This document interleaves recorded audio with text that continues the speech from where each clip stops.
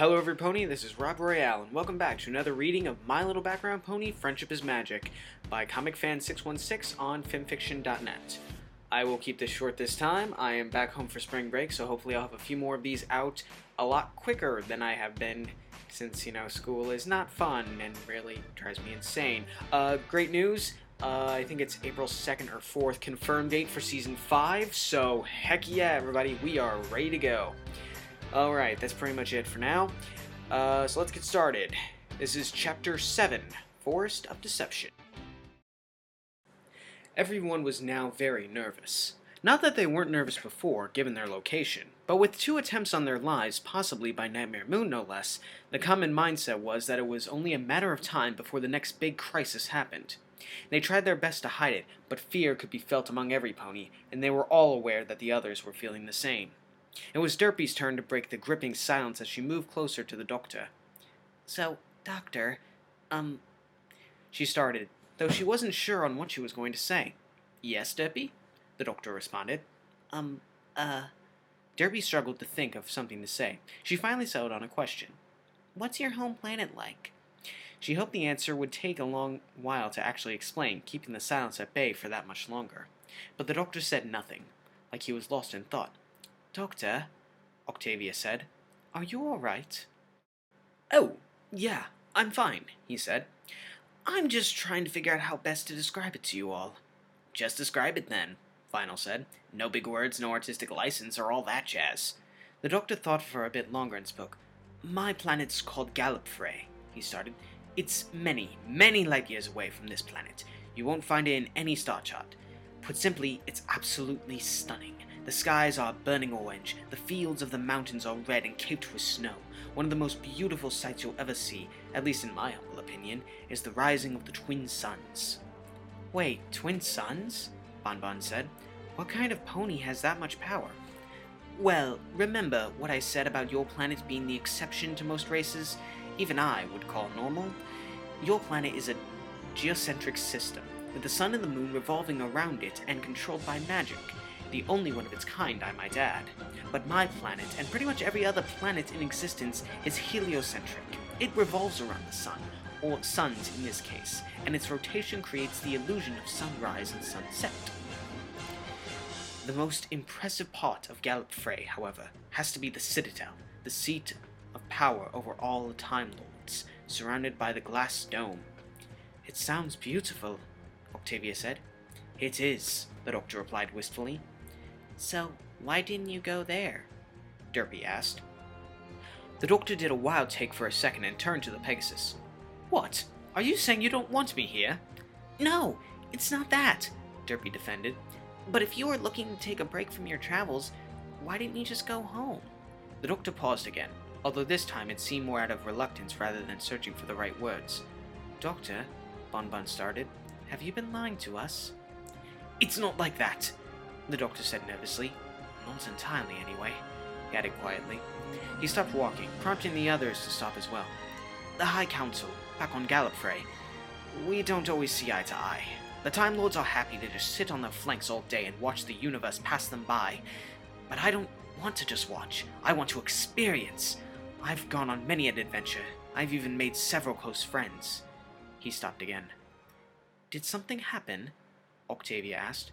Before the doctor could speak, however, something caught everyone's attention. No one could describe what had happened, and when they looked around, everything was as it should be. "Maybe we just imagined that," Lyra suggested. "At the same time?" Vinyl pointed out. "It could happen," Lyra defended, although she looked less than sure about it. "We'd better keep moving, then," the doctor said. "We can deal with my story any day, but we have a world and a sun to save, and the possibility of something out there makes me uneasy." He was about to walk forward, but he walked into a tree. He rubbed his head and looked at the offending obstacle, and it looked back at him. The doctor immediately moved back out of surprise. The tree had seemed to grow a face, and it looked angry and had a mouth full of sharp teeth. "Okay, we won't be going this way then," he said, but when he turned around, he saw more trees similar to the one behind him. But by now, the others had turned and saw the same thing. They may have had different faces carved into the wood, but the message was clear. The ponies were doomed. "Lyra! Vinyl! Lights now!" the doctor shouted. The two unicorns cut off the magic that allowed them to see. With any luck, the trees would also be blinded by the darkness. But there was no such luck. The outlines in the bark glowed a deep violet, not only relighting the area, but making the features on the trees much more frightening. No one could see any way out of this, so they took the only available option left. They screamed. Everyone was huddled together and screaming loudly, almost as if someone or something would hear them and help. Everyone knew that wasn't likely, and screaming wasn't going to do anything to the trees, but their panic states left them with very few solutions. Their screams were so loud they could only hear one other noise. When they could make it out, however, everyone stopped screaming and turned. Derpy was on her back, rolling around with laughter. "Debbie!" the doctor shouted. "Are you crazy?" "Sorry, Doctor," she said, trying to keep the laughter contained. "It's just that you're all scared of trees." "Trees with faces that want to rip us to pieces!" Vinyl shouted indignantly. Derpy giggled some more. "No, they're just trees. Look!" As she started laughing again, Bonbon took very cautious steps towards the nearest trees. Strangely, its face hadn't changed at all. It wasn't moving, not even to blink or breathe. Feeling a little braver, she reached a hoof out and touched it. Solid bark. "She's right," she said. "The trees just have faces on them, but they're not real." "You were laughing at us. Because we fell for a stupid joke?" Vinyl said. "Then in that case," Derpy said, "you're not going to want to hear this part." She struggled to suppress more laughs. "And why's that?" Lyra asked. "I was really laughing because you all were screaming like little fillies." She couldn't hold back her laughter and started laughing again. "Well, we are girls, Derpy," Octavia defended. "No," Derpy said. "I mean all of you." The others realized what she meant almost immediately and turned to the doctor. Some of them already had small smiles on their faces. "What?" he shouted. "Me? I'll have you know I've never screamed like a girl in my life. And again, it's a very long life." "Actually, Doctor," Lyra said, "I never really did hear a masculine scream." "Females have higher pitch," the doctor pointed out, still defending himself. "The four of you outnumbered me."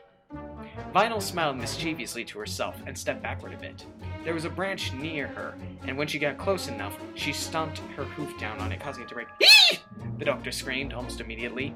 It was short, loud, and high-pitched. The other ponies broke down in laughter. "Hey, stop that!" he said. "Give me a break. I don't scream often." "Face it, Doc," Vinyl said. "You could easily audition for a soprano section of the Royal Choir." The laughter became louder at the joke. "Well, I'll admit, Something came out of the doctor's mouth, and it wasn't a word nor a real breath. A little bit, The sides of his mouth started to stretch to the side. "Loud when screaming, but you don't honestly expect me to." Finally, he couldn't take it anymore. He fell on his stomach, laughing all the way down. He had to admit the absurdity of it all. The only male of the entire group, and he could possibly still beat them all in a screaming contest.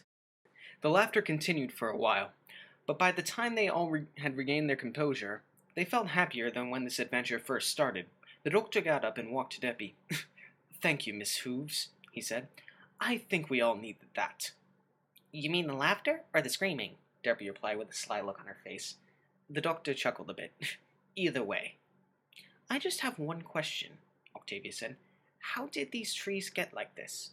Not 5 minutes ago, these were just normal trees." "Allow me," the doctor said. He pulled out his sonic screwdriver and started waving it around. "You know, I'm probably never going to get used to that," Vinyl said. "Just take slow, deep breaths and you should keep your stomach in one place," the doctor suggested. "Wouldn't it be easier to use that thing on the trees?" Lyra said. "Normally, I would agree with you," the doctor answered, "but as I said, the sonic only reacts to objects that resonate with the sonic pulse. Wood does not resonate." "So what are you doing?" Bonbon asked. "I'm hoping I'll find the cause by scanning everything else," he replied.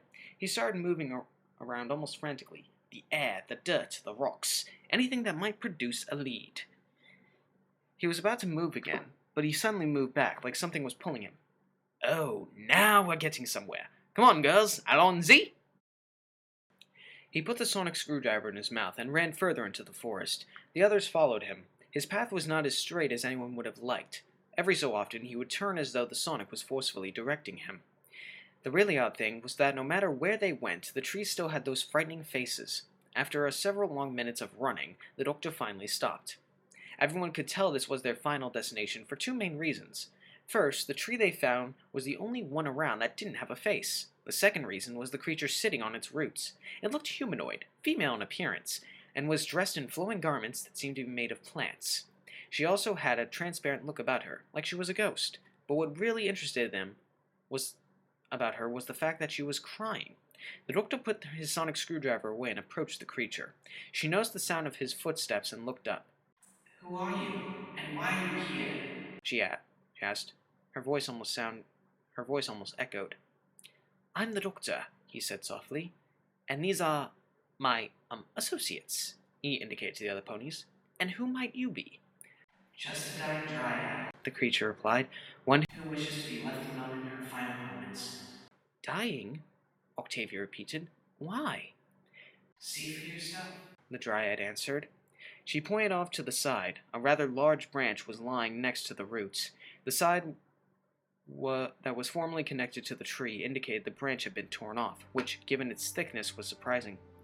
"A force like a dark cloud came here and damaged me," the dryad continued. "It was dark magic, so the damage is too severe. I cannot even hold the branch to repair myself."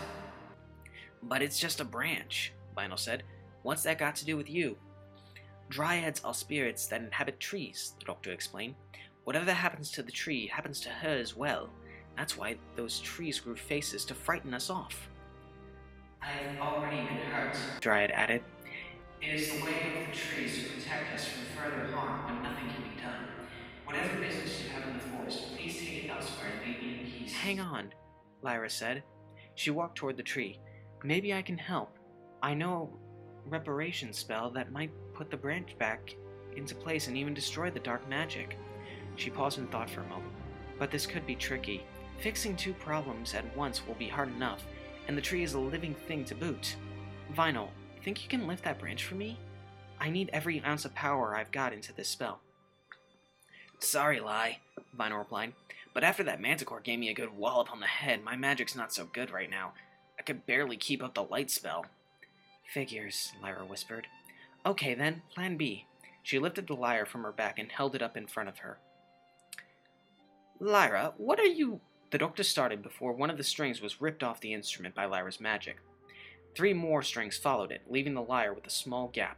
She replaced the lyre on her back, and she went to work. She tied all the strings together to make one long strand. Then, using her magic to levitate the branch, she brought both objects to the spot on the tree where the branch had been torn. The branch placed itself on the tree, and the string began to wrap around it, holding it in place. "Okay," Lyra said to herself, "now for the tricky part." Her horn glowed gold once again, and the branch was surrounded by a similar aura. Lyra was visibly struggling as she continued to work the spell. Soon, though, the aura around the branch began to extend through the tree itself. The light from the magic grew brighter and brighter and finally stopped altogether. The branch was now connected to the tree completely. The tear was no longer visible, and the strings that held it in place were gone. The dryad, who watched the whole scene with curiosity and fascination, glided up to the branch and touched it, even lightly pressing on it. "It's gone," she said. "The pain is gone. The dark magic is no more." The dryad looked at Lyra and flew to her. She was smiling. "Tell me, my little pony, what is your name?" "Lyra Heartstrings." "Thank you, Lyra Heartstrings. Your name will be remembered as a friend to all trees in the Evergreen. If there is anything you need, do not hesitate to ask." "Actually," Lyra said, "we were on our way to a castle somewhere in the forest. Could you point us in the right direction?" "I can do more than that." The dryad clapped her hands. The ponies could feel a low rumble, and they were soon met with an astonishing sight. The trees were moving. Everyone watched as the normally stationary trees seemed to slide along the forest floor. They even lost their faces and made them look intimidating. It was soon obvious, however, that there was a reason for their movement. When they stopped, they had created a clear path. "Follow this path," the dryad said, "and the castle will be but mere paces away." "Thank you very much, milady," the doctor said with a bow. "And thank you, physician," the dryad returned, "for bringing your friend in my time of sorrow." After she finished speaking, she disappeared into the tree. The doctor looked back at the other ponies. "Well, shall we?" And that was Chapter 7 of My Little Background Pony, Friendship is Magic by ComicFan616 on FimFiction.net. Personally, I really enjoyed this reading. I like the whole aspect of using a dryad. I mean, before it was giggling at the ghosties. And it's not that I didn't like that song. I enjoyed it. I thought it was a really cute song, but I kind of like what ComicFan616 did with this scene.